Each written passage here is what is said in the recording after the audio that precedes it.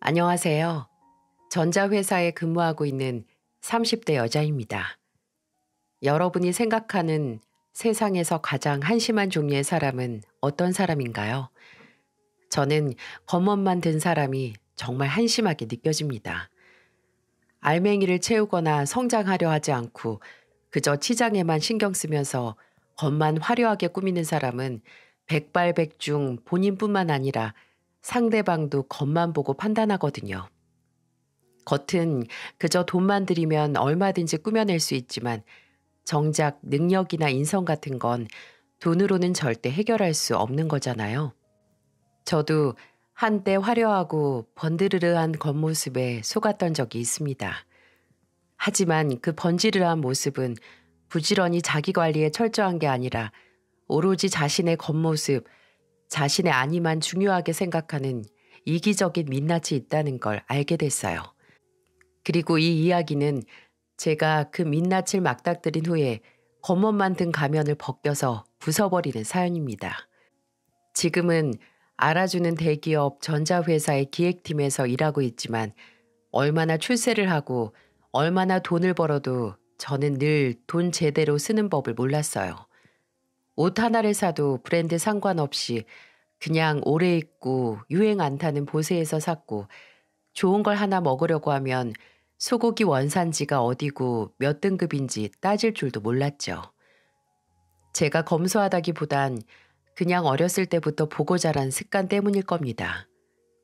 저희 집은 오래전에 사고로 아버지를 여의고 어머니와 저 이렇게 둘만 생활을 했거든요. 어머니께서는 오래된 설렁탕집을 운영하면서 저희 둘 모녀가 먹고 살 생활비를 벌었고 최소한의 생활비 외에 남는 돈은 모조리 저축을 하셨어요.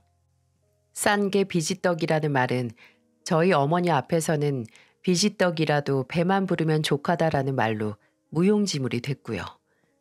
그렇다고 살기 팍팍했던 건 아닙니다.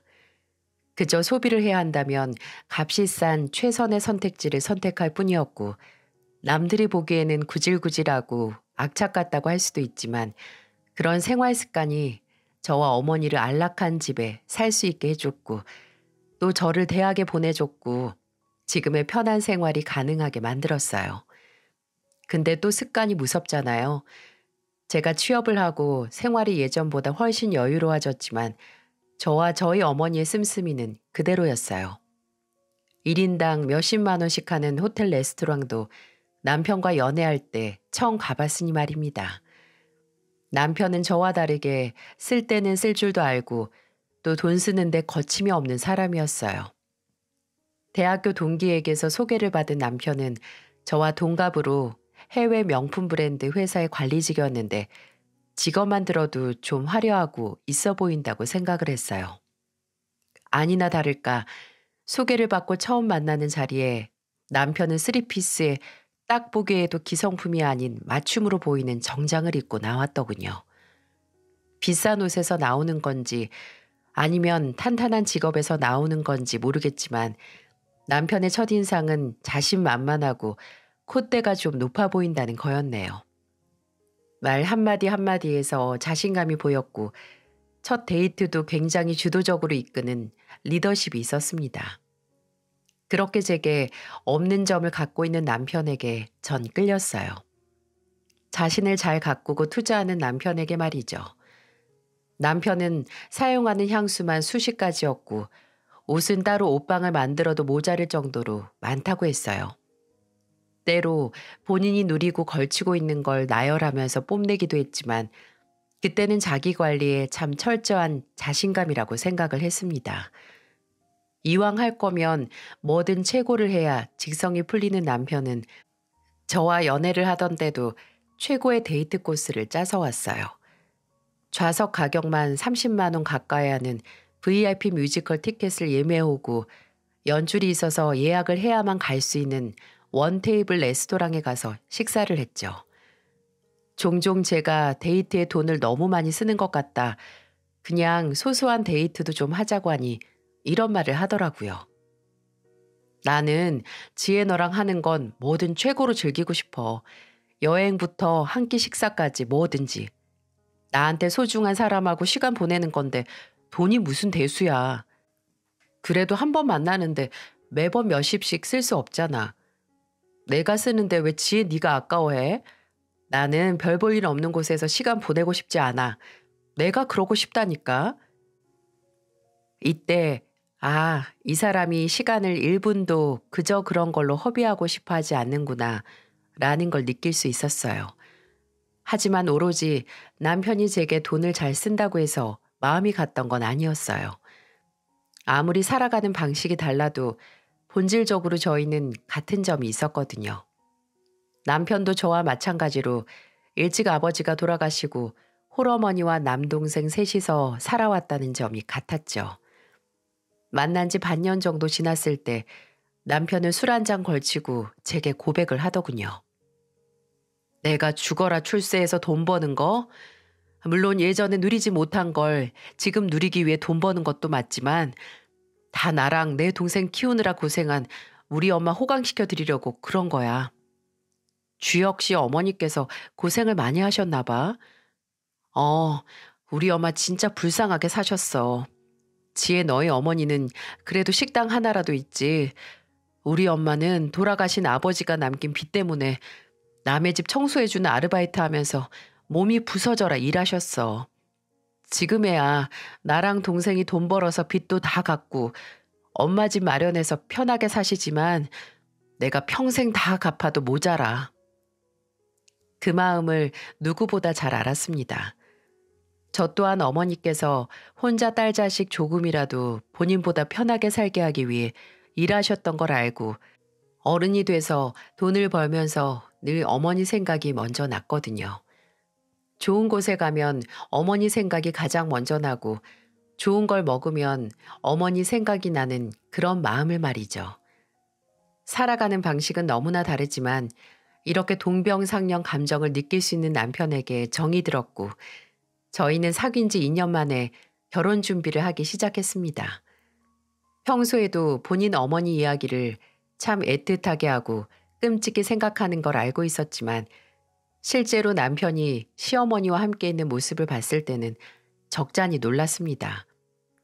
처음 시댁에 결혼 전에 인사를 하러 갔을 때 남편은 산만한 덩치로 시어머니께 안겼고 시어머니도 그런 남편을 마주 안아주시면서 엉덩이를 톡톡 때리시더라고요.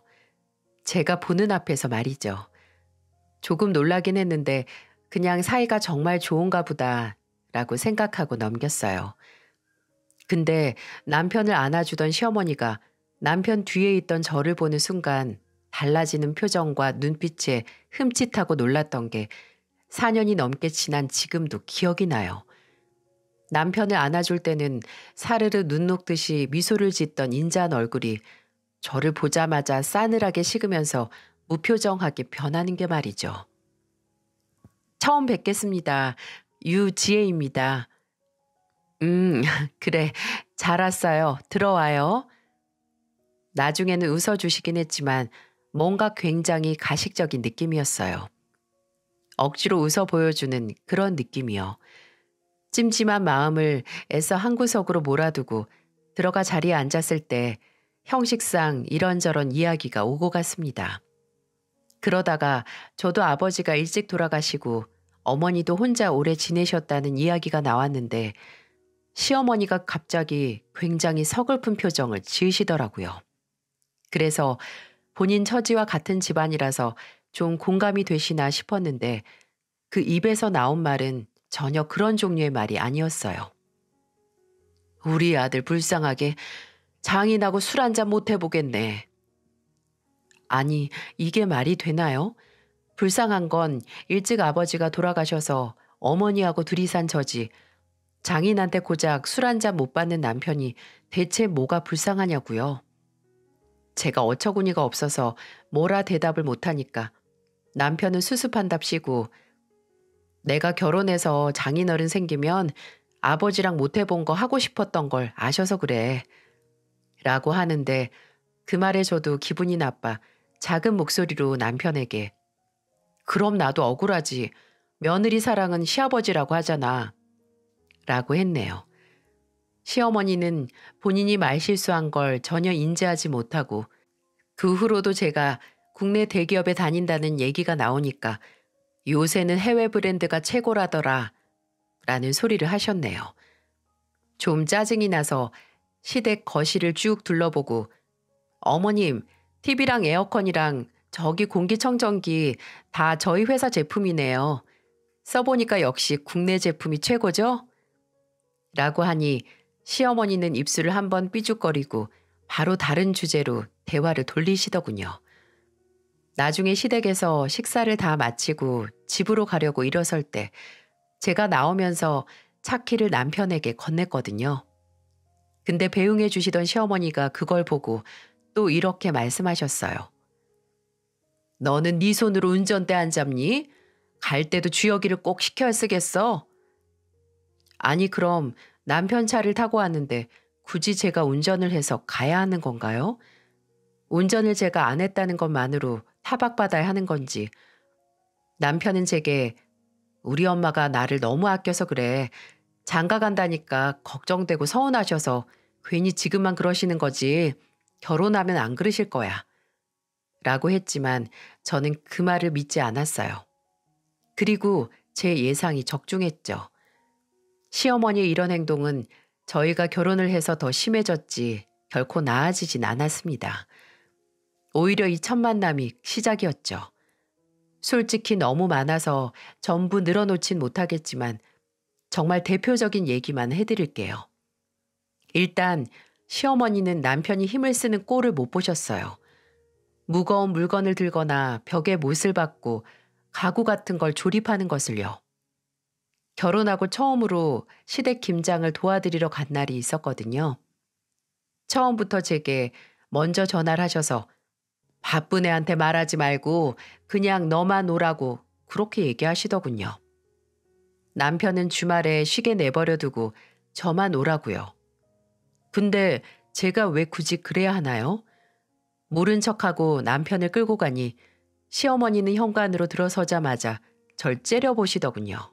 그리고 김장을 준비하면서 김치를 버무려야 할 큰 대야가 필요하잖아요. 근데 바닥에 깔린 비닐이나 신문지는 보이는데 대야가 도무지 안 보여서 시어머니께 물어봤죠. 어머님, 김장할 큰 대야 같은 거 없어요? 어디서 해요? 어? 아, 있어. 잠깐 기다려봐라.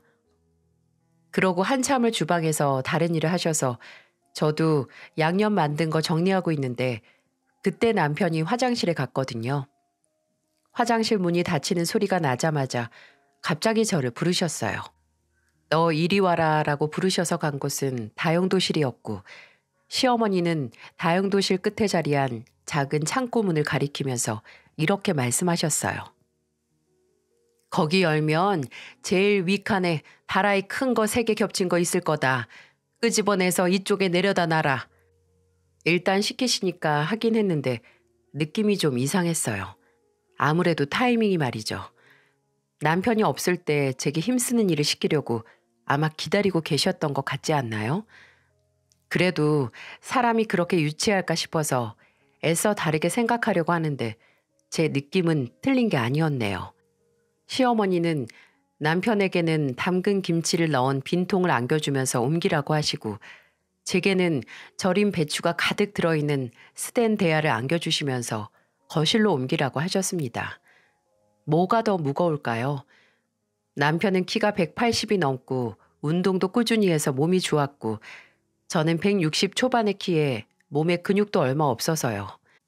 근데도 시어머니 눈에는 남편이 세상 약해 보이고 제가 힘 좋은 돌쇠처럼 보이는지 너무나 당연하게 무거운 것만 골라서 제게 일을 시키시더군요. 진짜 헛웃음이 나왔습니다. 나중에 김장이 다 끝나고 설거지도 저를 시키시려고 하기에 중요한 전화 받는 척하면서 남편에게 떠넘겼어요. 그랬더니 시어머니가 한숨을 푹 쉬면서 설거지를 하려고 하는 남편에게 됐다, 가라 하고 본인이 하시더군요. 참나.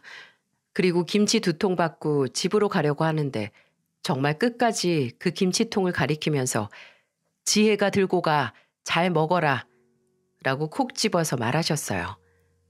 진짜 너무하신다 싶어서 저는 잘 먹을게요. 여보 들고 내려와. 라고 한 다음에 먼저 현관문을 빠져나갔습니다. 명절에도 마찬가지였어요. 조금이라도 힘이 더 드는 일은 악착같이 제게 맡기려고 하셨어요.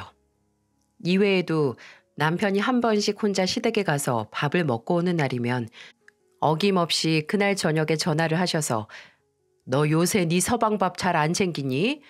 애가 집에 와서 한 달은 굶은 것처럼 밥을 먹고 가더라. 그럴 거면 너 일 그만두고 집에서 살림해. 무슨 대단한 일 한다고 서방 배 굶겨가면서 하니? 라고 하시기도 했어요. 처음에는 그 전화를 받았을 때 크게 당황해서 제대로 말도 못했는데 3번쯤 받고 나니 태연하게 집에서도 그렇게 걸신 들린 것처럼 먹어요. 걱정 마세요. 라고 할 수 있었네요. 그 후로도 종종 제게 일을 그만두면 어떻겠냐는 말을 꺼내시긴 했는데 그중에는 빨리 그만두고 집에서 쉬어야 애가 잘 들어선다 라는 이유 때문이었어요. 여자가 밖에서 오래 일하면 애가 잘 안 들어선다는 말도 안 되는 소리를 하면서 말이죠. 저희 부부가 결혼 후 얼마 안 지나서 바로 임신 계획을 생각했던 건 사실이었지만 제가 일을 해서 애가 안 들어선다니 말이 안 되잖아요.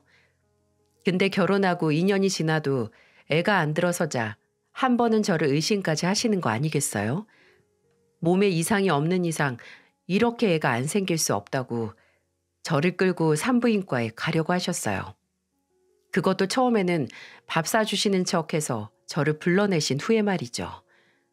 시어머니가 점심 한 끼 하자고 하셔서 나간 자리는 제 몸에 이상이 있는지 없는지 알기 위한 덫이었습니다. 식사를 다 하자마자 갈 곳이 있다고 저를 데려간 곳은 바로 산부인과였어요. 어머님, 여긴 왜... 내가 불안해서 직접 너 데리고 병원 와서 네 몸에 하자 없는 거 눈으로 확인해야 내가 발 뻗고 잘 수 있을 것 같아서 그래. 아니 결혼한 지 2년이 다 됐는데 어찌 여직 소식이 없어? 제가 저번에 말씀드렸잖아요. 올해 초에 건강검진 싹 했을 때 산부인과 검진도 했는데 아무 문제 없다고 했다고요. 내가 그걸 어떻게 믿어? 그냥 한 번 더 받아봐. 내가 보는 앞에서. 못 믿으시는 건 어머니 문제고요. 제가 괜찮다는데 대체 왜 그러세요? 그리고 제가 문제가 없다면 주혁 씨도 검사를 해야 하는 거 아닌가요? 뭐? 그게 무슨 소리냐? 내 아들 몸에 무슨 문제가 있다 이거냐? 이 김숙자 아들한테는 아무 문제 없어. 그럼 한경애 씨 딸 몸에도 아무 문제 없어요, 어머님. 제발 부탁인데요. 이제 제 임신 문제로 이렇게 불러내시는 것처럼 저한테만 스트레스 좀 그만 주세요. 임신은 뭐 저 혼자 해요? 이렇게 호소를 해도 시어머니는 말을 듣지 않으셨죠. 나중에는 제가 회사를 더 다니려고 일부러 약을 먹어 임신을 안 한다고까지 몰아가셨습니다. 저희 집에 와서 제 책상이나 화장대 약은 없는지 확인하다가 제게 들켜서 한바탕 난리가 나기도 했어요. 그럴 때마다 남편은 그저 우리 엄마가 날 너무 생각해서 우리 엄마가 아직도 내가 애처럼 느껴지나 봐. 다 나 걱정해서 그러시는 거니까 당신이 좀 이해해줘. 라고 정말 말뿐인 위로만 할 뿐이었어요. 그냥 우리 엄마 불쌍하게 살아온 사람이니까 네가 이해해라 라고 강요하는 것밖에 아니었네요. 아니, 오히려 한술 더 떴습니다. 결혼하고 1년이 지나가기도 전에 저는 알아버렸네요. 제가 이야기 초반에 남편은 본인에게 투자하는 걸 두려워하지 않고 자기 관리가 투철하며 소중한 사람에게도 돈을 잘 쓴다고 말했었죠. 근데 그게 아니었더라고요. 남편이 투자하고 돈을 쓰는 건 본인과 본인의 가족들에게 뿐이었어요. 저와 제 가족은 그 바운더리에 들어가지도 않았고요. 그건 결혼하고 나서 시어머니의 생신과 저희 친정어머니의 생신이 지나고서야 깨달을 수 있었죠. 시어머니는 11월 생이시고 저희 어머니는 2월 생이시거든요. 저희는 그해 6월에 결혼을 해서 시어머니 생신을 먼저 축하드려야 했어요. 남편은 제게 선물만 준비하고 생신날 다 같이 식사를 할 레스토랑은 본인이 직접 예약을 하겠다고 하더군요. 저는 남편이 제게 전해준 대로 시어머니께 드릴 조교기와 명품 스카프를 준비했어요. 꼭 어느 브랜드에서 사야 하는지 강조하더군요. 그리고 남편은 인당 20만 원 가까이 하는 고급 일식집을 예약했고요. 근데 시간이 흘러 저희 친정어머니 생신이 다가왔을 때 남편이 뭘 준비했는지 아세요? 이번에는 저희 어머니 생신이라서 제가 생신을 축하할 식당을 예약하려고 했는데 남편이 그런 저를 말리더라고요. 이번에도 식당은 자기가 알아볼 테니 저는 선물만 준비하라고요. 왜? 그냥 내가 예약할게. 안 그래도 어머니 요즘 회가 당긴다고 하셨는데 내가 오마카세 예약하려고 했는데. 회? 알겠어. 그럼 내가 좋은 대로 예약할게. 아무래도 선물은 당신이 준비하는 게 낫잖아. 나는 여자들이 뭘 좋아하는지도 잘 모르고. 엄선해서 좋은 식당을 예약한다고 하는데 저도 알겠다고 하고 그냥 어머니 선물만 준비했죠. 근데 남편이 저와 어머니를 데리고 간 식당은 시어머니 생신을 축하했던 고급 일식집과는 정반대인 인당 3만 원도 안 되는 무한 리필 해산물 뷔페였습니다. 믿겨지시나요? 본인 어머니 생신에는 20만 원짜리 일식집을 예약한 사람이 장모님 생신에는 인당 3만 원이라니.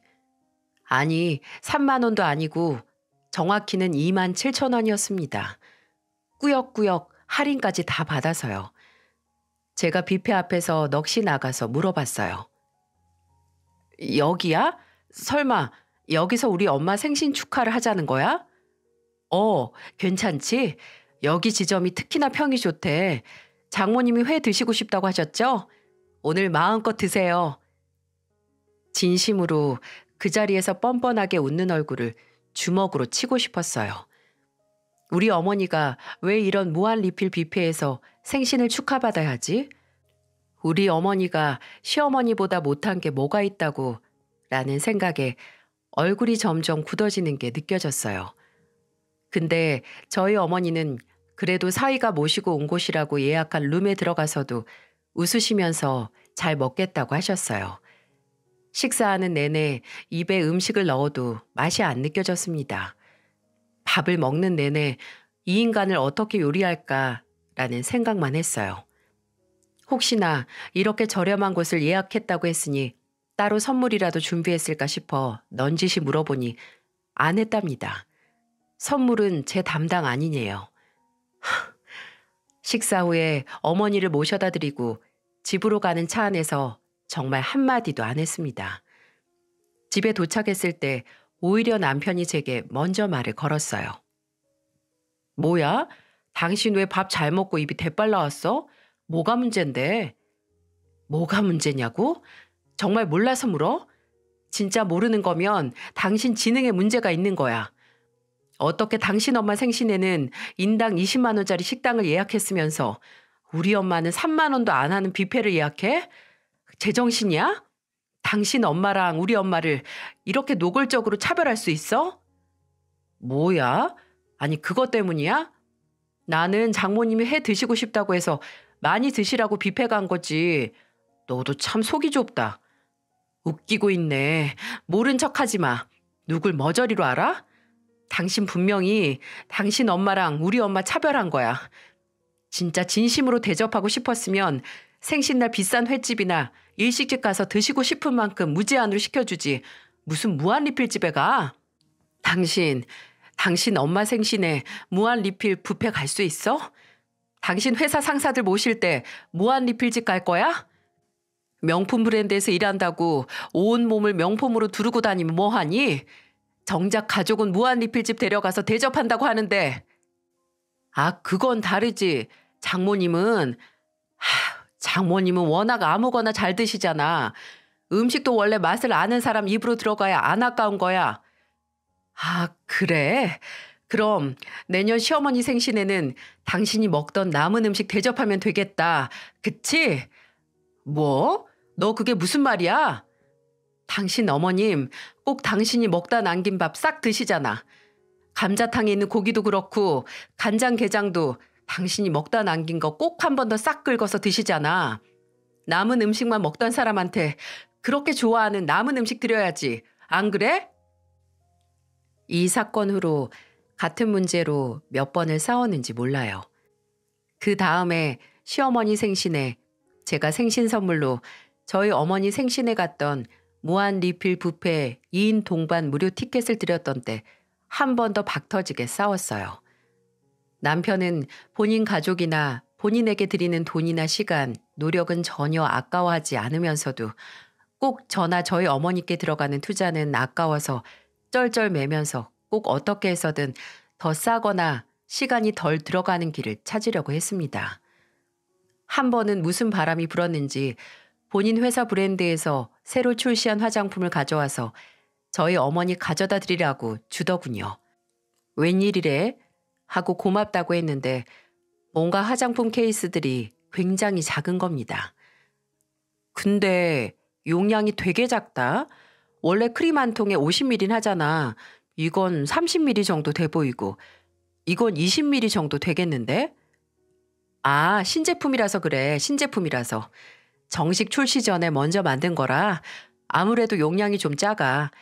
그리고 원래 고급일수록 용량은 적은 거야.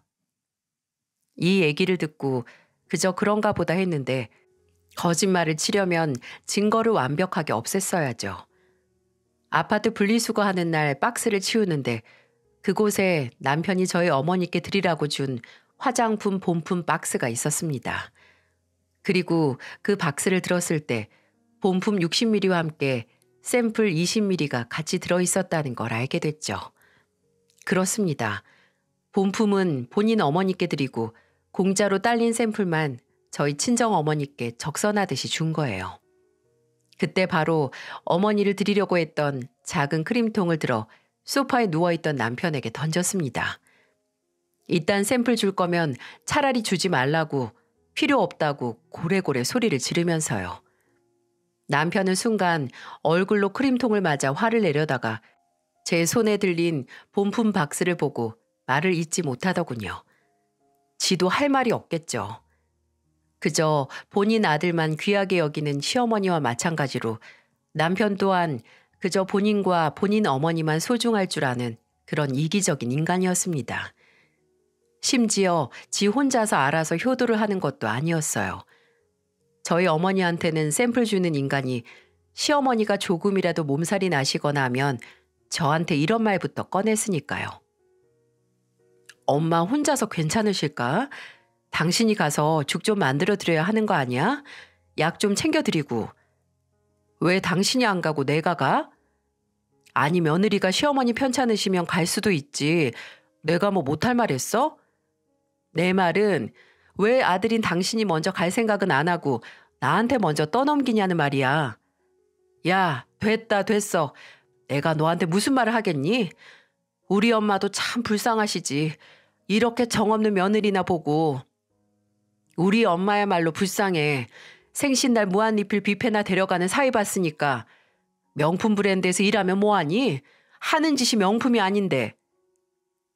그리고 제가 저희 어머니께서 무릎 수술을 하셨을 때 휴가 받아 병원에서 간병하러 갔거든요.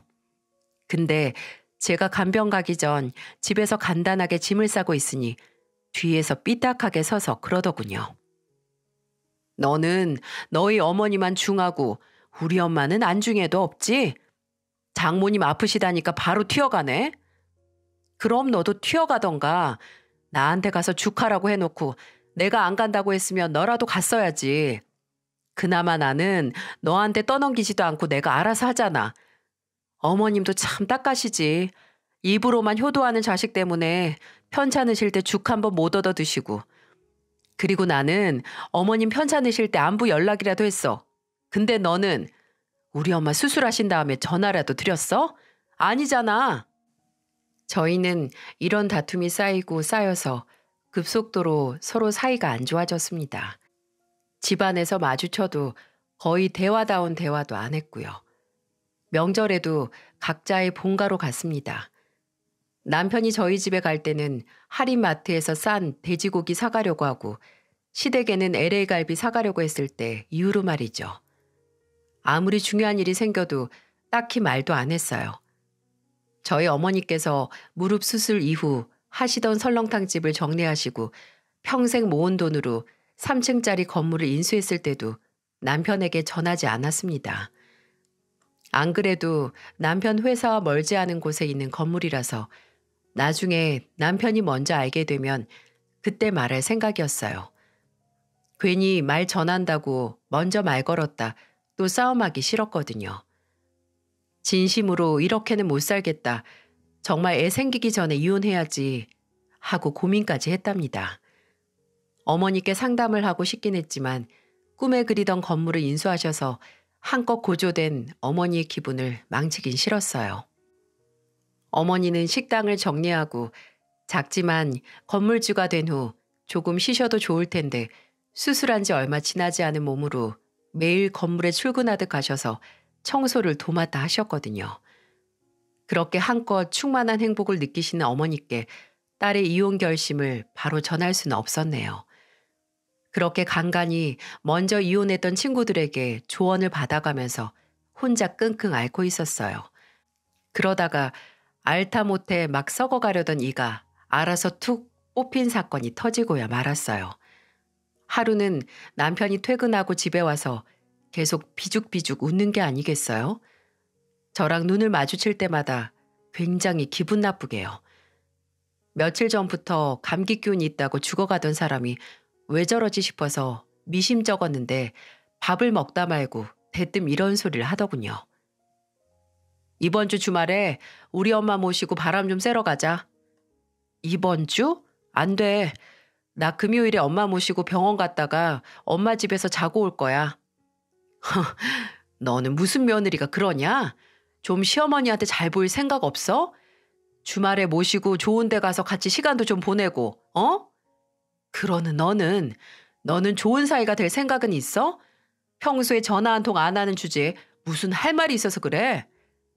야, 전화? 참나. 내가 아무리 전화를 한다 한들 장모님은 내 전화 받을 시간도 없으실걸? 청소하느라 너무 바빠 보이던데. 뭐? 그게 무슨 소리야? 내가 너 쪽팔릴까 봐 말 안 하려고 했는데 너도 참 너무하다. 아무리 네 엄마가 건물에서 청소일 하는 게 부끄러워도 그렇지 남편한테도 말을 안 하냐? 무릎 수술하시고 뭐 식당 매출이 얼마나 떨어졌길래 장사까지 접고 건물 청소를 하고 다니셔? 말 좀 똑바로 처음부터 해. 무슨 소리인지 알아먹게. 끝까지 모른 척하네. 나 오늘 회사 근처 병원에 갔는데 장모님이 계시더라. 아주 팔 걷어붙이고 바지 땅까지 젖고 청소 열심히 하고 계시던데. 참 그렇게 열심히 일하시는데 딸은 쪽팔려서 남편한테도 말 안 하고 장모님만 불쌍하시다. 당신 지금 땡땡상가 말하는 거야? 거봐, 당신도 알고 있네. 그래서 너 병원 갔다 우리 엄마 만나서 아는 척은 했어? 아니 뭐 장모님이 워낙 바빠 보이기도 했고 또 나도 점심시간에 병원 간 거라 시간이 없어서 그냥. 아, 창피해서 아는 척도 못했다? 야, 그러는 넌 자기 엄마가 건물 청소하는 거 쪽팔려서 나한테도 비밀로 했으면서. 그래, 쪽팔리만도 하지. 나도 건물 청소로 한 푼 버는 장모 쪽팔리던데. 그래도 나는 또 되게 대단한 것 마냥 죽고 못 살고 챙기길래 효심이 지극한가 했더니 내가 너 그럴 줄. 야, 이 머저리 같은 놈아. 그 건물 우리 엄마 거야. 지난 9월에 매입하셨어. 순간 저희 둘 사이에는 정적이 감돌았습니다. 제 말에 멈칫한 남편은 잠깐 굳어있다가 이내 크게 비웃음을 날리면서 말했어요. 야, 표정 되게 진지하네. 나 믿을 뻔했다. 아무리 당장 쪽팔려도 수습 못할 거짓말은 하는 게 아니지. 너 나중에 어떻게 하려고 그러냐? 믿든 말든 그건 네가 알아서 하고. 쪽팔려서 모른 척을 했어? 우리 엄마를? 진짜 상상을 초월하는 쓰레기구나 너. 내가 처음에는 무슨 콩깍지가 껴서 명품 휘두른 널 좋아했는지 모르지만 지금은 알겠어. 네가 왜 명품에 집착하는지. 본인 자체가 구제할 수 없는 싸구려라서 사서 걸치는 것 정도는 명품을 둘러야 그나마 사람처럼 보여서야. 맞지?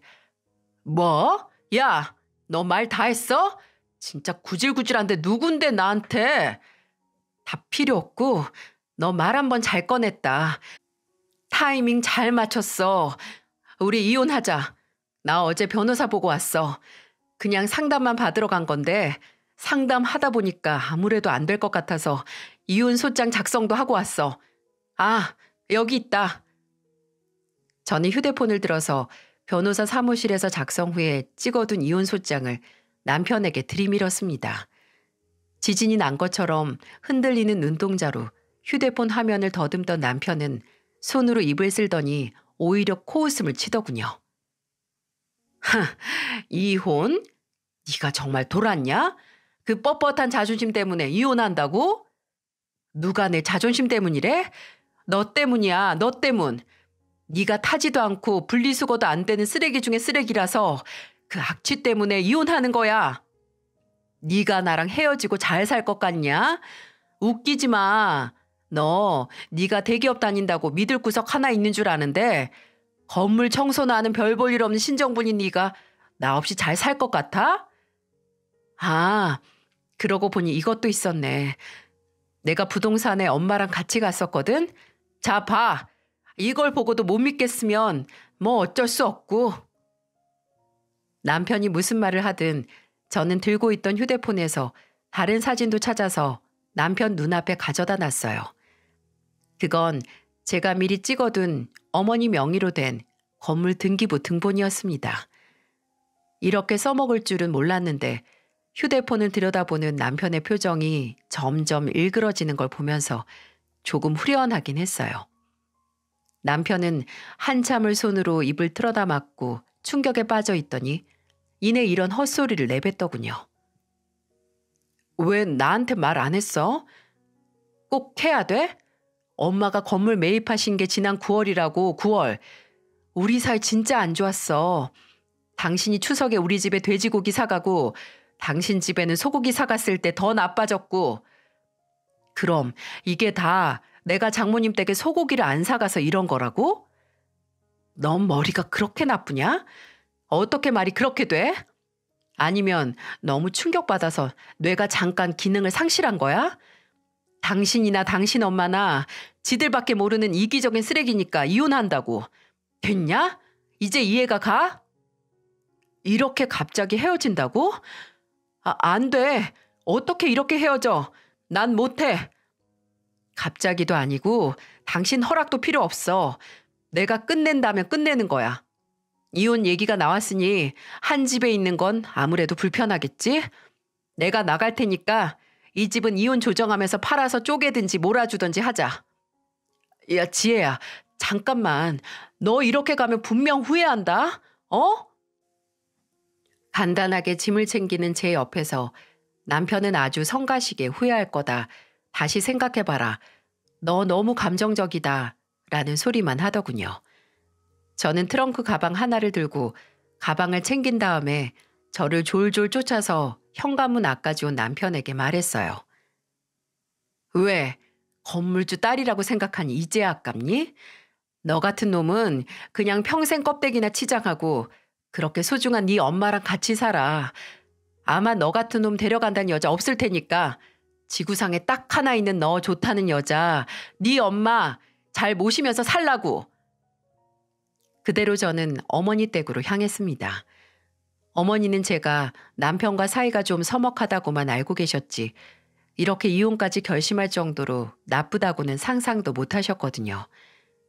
아닌 밤중에 이혼하겠다고 찾아온 딸을 보고 놀라긴 하셨지만 이내 제 설명을 듣고 잘했다고 안아주셨어요. 정말 오랜만에 어머니 품에 안겨서 시원하게 울었습니다. 그건 슬픔이나 아쉬움의 눈물이 아니라 후련함과 지금까지 참아왔던 울분을 해소시키는 눈물이었어요. 당연히 남편은 다음 날 저희 어머니 댁으로 찾아왔어요. 남편이 올 줄 알았습니다. 그날 저희 어머니에게 전화가 한 통 왔거든요. 어머니가 건물을 매입할 때 도와준 부동산 중개인이었는데 오전 중에 어머니 건물에 대해 묻는 사람이 하나 있었다고 하더라고요. 땡땡 상가 건물 주인이 누구냐고, 언제 바뀌었냐고 꼬치꼬치 묻길래 그런 건 안 알려준다고 하고 쫓아냈대요. 40대로 보이는 남자였는데 혹시 아는 사람이냐고 했다고 하더라고요. 딱 보기에도 제 남편이었죠. 부동산에 건물주 이름을 확인하는 것도 못한 남편은 그래도 제 말을 믿기로 한 건지 어머니 댁으로 찾아와서 제게 용서를 구했어요. 여긴 왜 왔어? 난 너하고 할 말 없어. 잠깐만 기다려봐. 제발 대화 좀 하자. 나도 할 말은 해야지. 그러니까 변호사 통해서 하라니까? 너랑 나랑 이제 얼굴 마주보고 대화할 그런 사이 아니야. 지혜야, 제발 같이 산 시간을 생각해서. 같이 산 시간 생각하면 너 여기서 나한테 두들겨 맞았어. 진짜 본인이 어떻게 살았는지 객관화가 안 되는구나. 그런 너랑 내가 무슨 얘기를 하겠어. 2번 다시 찾아오지 마. 그럼 정말 끝까지 가는 거야. 다시 입을 열려던 남편을 무시하고 바로 쾅 문을 닫았습니다. 결과적으로 저희는 소송을 통해서 이혼을 했어요. 남편은 억울하다, 피해자는 본인이라고 했지만 어디 그게 사실이고 증거가 있나요? 오히려 제가 사기 결혼으로 소송을 하고 싶었지만 안타깝게도 저 또한 마땅한 증거가 없었기에 적당히 재판 전에 조정을 해서 마무리를 했습니다.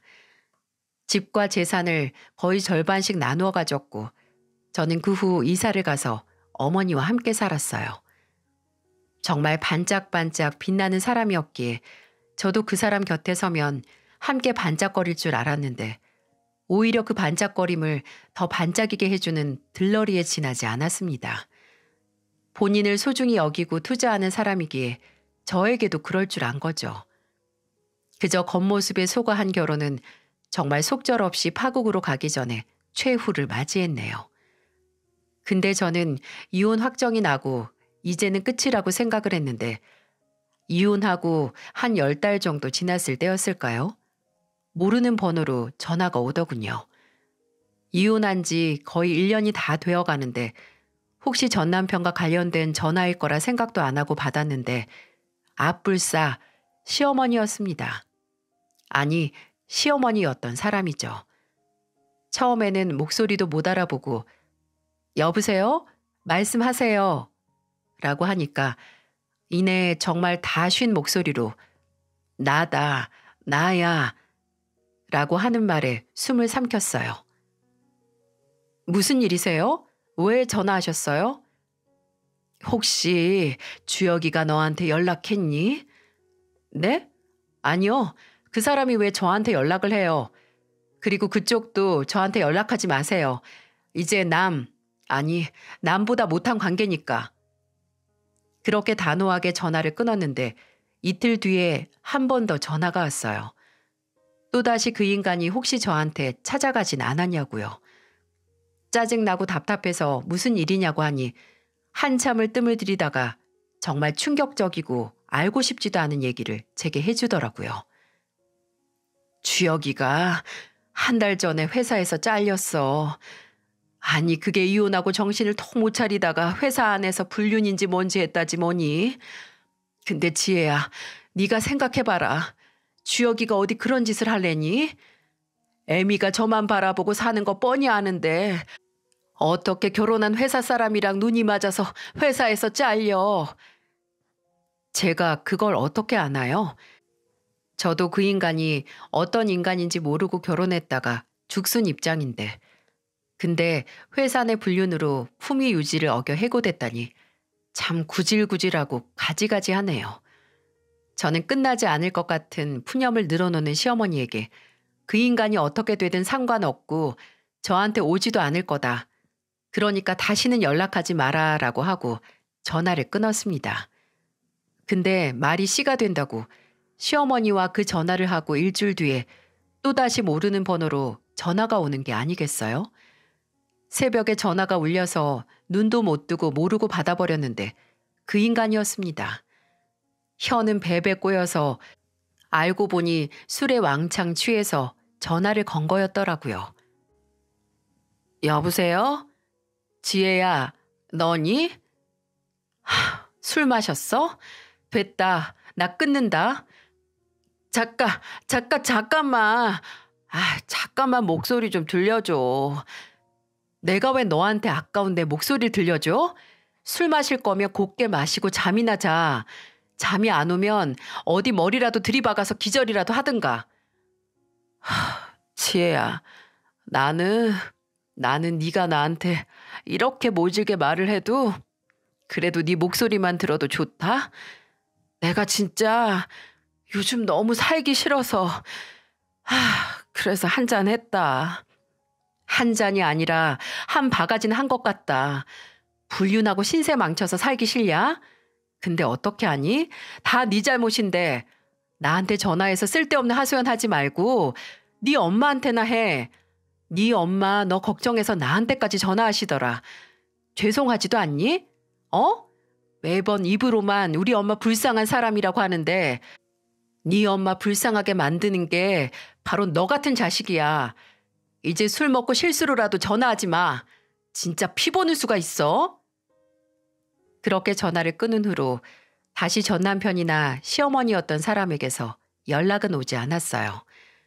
전화 왔던 번호를 모두 차단으로 돌리기도 했지만 나락으로 떨어지는 인생을 더 곤란하게 만들기 싫었겠죠.